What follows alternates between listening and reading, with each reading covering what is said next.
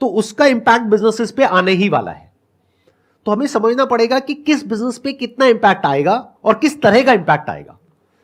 तो macro level पे भी देखना पड़ेगा ग्लोबली क्या हो रहा है, और इंडिया के लेवल पे भी देखना पड़ेगा। उसके अकॉर्डिंग आपको अपने पोर्टफोलियो को रीशफल करना पड़ेगा।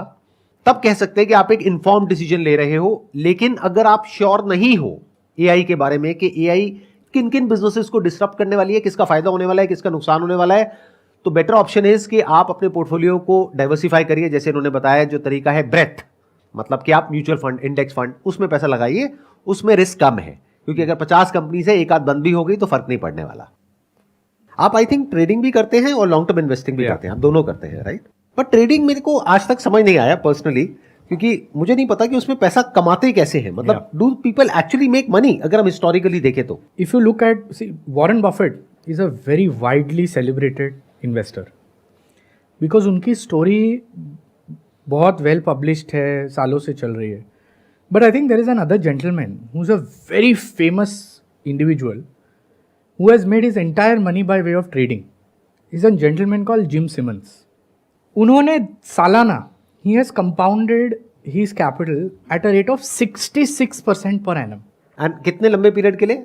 Now that is where the fun is. So he has compounded it for 40 years, over I think 35-40 years now, Jim Simmons. And Warren Buffett has held businesses for 30 years, 40 years, 50 years.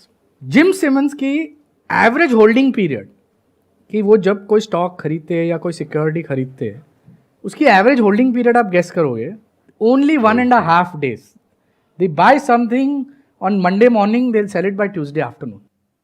So point is, trading is an entirely mathematical game. This is very strange, क्योंकि अगर ऐसा है, if it's a mathematical game, then AI based tools can play it much better than a human. Yes, they will, because they will be without emotion.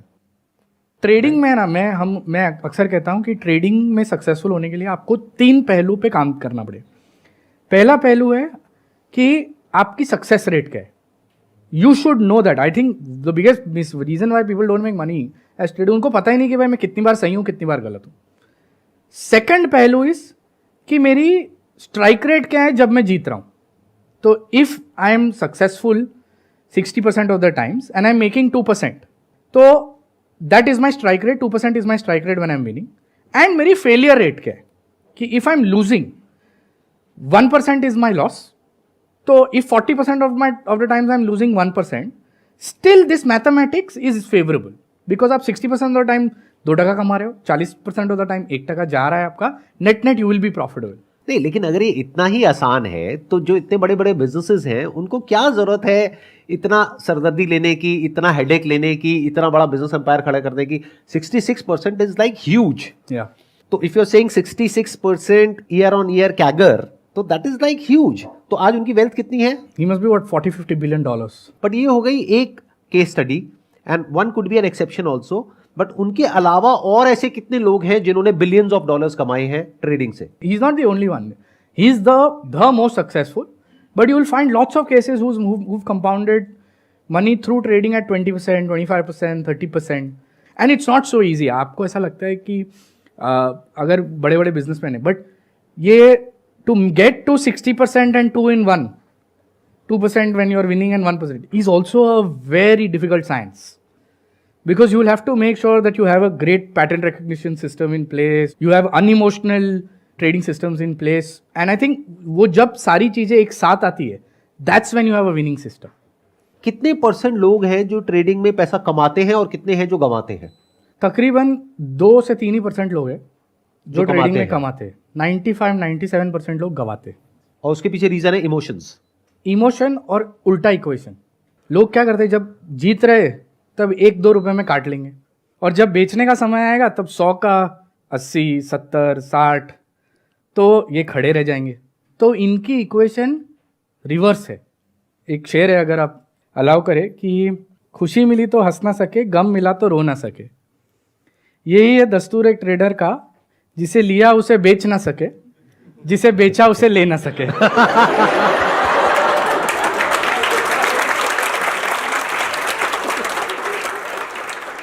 तो I hope कि अगर ऐसा actual में possible है, बिकॉज ऑनेस्टली स्पीकिंग मेरे को इसके बारे में ज़्यादा पता नहीं है, ऑल्दो वॉरेन बफेट की जो पूरी की पूरी फिलॉसफी है, उनके जो मेंटोर हैं बेंजामिन ग्राम, उनकी मैंने बुक पढ़ी है इंटेलिजेंट इन्वेस्टर, और उनको मैंने काफ़ी अच्छे से फॉलो किया है, काफ़ी अच्छे से समझा है, और वही मेरी भी फिलॉसफी है आज की डेट में। बट अगर ऐसा एक्चुअल में पॉसिबल है तो आई होप कि फ्यूचर में, और वो फ्यूचर ज़्यादा दूर नहीं है, AI इस काम को ज़्यादा अच्छे से कर पाएगा, क्योंकि it's basically a mathematical problem, and if we can do it automatically then हो सकता है AI बेस्ड जो पूरा का पूरा सिस्टम है वो आने वाले टाइम में बहुत अच्छी रिटर्न्स जनरेट कर सके।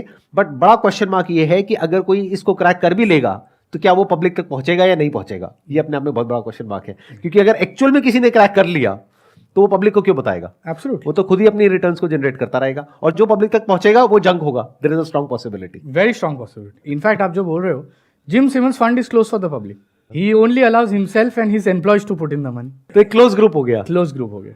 देख रहे हो, समझ रहे हो ना आप लोग? आप क्या है, कहीं पे ऐसा कोई टूल देखोगे और बहुत एक्साइटेड हो जाओगे।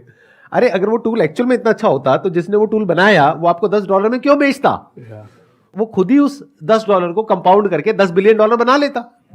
सोचने वाली बात है। मतलब having said that, I am not saying कि सारे ही जंक है, but there is a strong possibility कि जो आप तक पहुंचेगा या आपको जिस तरीके से मार्केट किया जाएगा कि इस टूल को यूज करके आप इतने अमीर हो जाओगे, उतने हो जाओगे, there is a strong possibility उसमें से 99% फ्रॉड हो सकते हैं। तो थोड़ा संभल करके। मैं लास्ट 10 ईयर से इसी में हूँ, इसी फील्ड में वर्क कर रहा हूँ। जैसे कि सिम सेवन के बारे में मैं जानता हूँ, वो ऑप्शन में काम करते हैं और उसमें AI पे वर्क कर रहे हैं, और मेरा भी काम यही है। मैं भी AI पे ही वर्क कर रहा हूँ और किसी कंपनी में ही वर्क कर रहा हूँ, क्योंकि ये बात सही है, उनका बहुत अच्छा रिटर्न है और हमारी कंपनी का भी बहुत अच्छा रिटर्न है। आपने पिछले 10 साल में कितना रिटर्न जनरेट किया है? All on average 24-25% per year. आप खुद अपना पैसा लगाते हो इसमें या आप किसी कंपनी में जॉब करते हो? मैं तो जॉब करता हूँ, बट मैं अपना पैसा भी इन्वेस्ट करता हूँ। पहले ये नहीं है कि भाई मेरा नेगेटिव नहीं हुआ। जब मैं पर्सनल कर रहा था तो शुरुआत में नेगेटिव ही हुआ था, अप भी आए डाउन भी आए, लेकिन अब स्टेबिलिटी है। क्या आपने कभी नोट किया कि जब आप कंपनी के लिए जॉब करते हो और जो काम आपको बताया जाता है वो आप करते हो, उसमें ज्यादा अच्छी रिटर्न आती है, या जब अपना खुद का पैसा लगाते हो उसमें ज्यादा अच्छी रिटर्न आती है? जब अपना पैसा लगाते हैं तो ज़्यादा अच्छी रिटर्न आती है। आई थिंक इसका उल्टा होना चाहिए। आई थिंक सो, क्योंकि जब अपना पैसा लगाओगे तो इमोशंस बीच में आ गए। हाँ, लेकिन कुछ टाइम पीरियड बाद, जैसे कि अब टाइम काफ़ी ज़्यादा हो गया है, कि मैं बता रहा हूँ कि पहले क्या होता था कि पहले पैसे लगे भी हैं, ऐसा नहीं है, लेकिन अब एक स्टेबिलिटी आ गई है कि समझ आने लगा है मार्केट कि कैसे वर्क करता है। जैसे सर बता रहे थे कि भाई इसमें टाइम पीरियड लगता है। जैसे कि कई लोग आ रहे हैं अब, जैसे सीखना चाहते हैं, लेकिन वो क्या चाहते हैं, जनता है वो चाहती है कि 3 महीने में पैसा डबल कर ले।